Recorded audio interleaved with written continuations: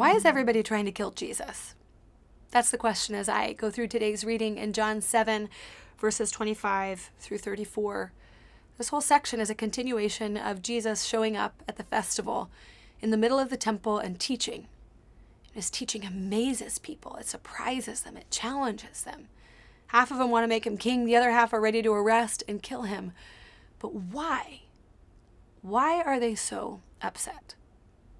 I think the secret lies in a verse we ended yesterday's reading with, verse 18, where Jesus says, "Stop judging by mere appearances, but instead judge correctly."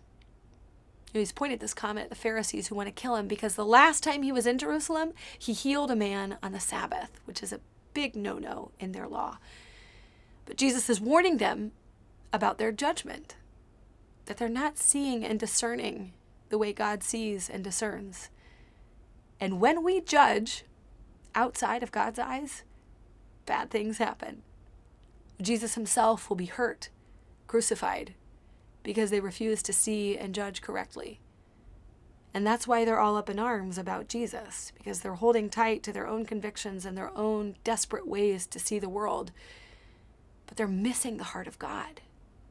They're mad about the Sabbath, but the whole purpose of the Sabbath is to heal and restore as a gift to God's people. And Jesus literally heals and restores someone on the Sabbath, and they're mad about it. They've missed the point. I wonder for me and for you today, if we're drawing out this teaching 2,000 years later, where are the ways that we are not judging correctly? And who is being hurt as a result of our judgment? Now, this question is sitting with me. I don't really have answers yet, but that's my commitment to today's reading. To ask God to show me, where am I not judging correctly?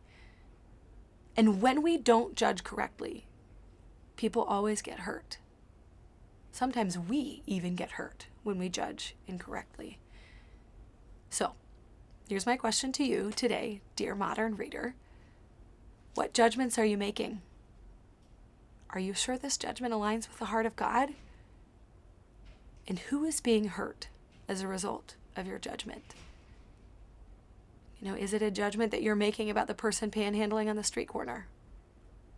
It is a judgment you've made about someone who votes differently than you do.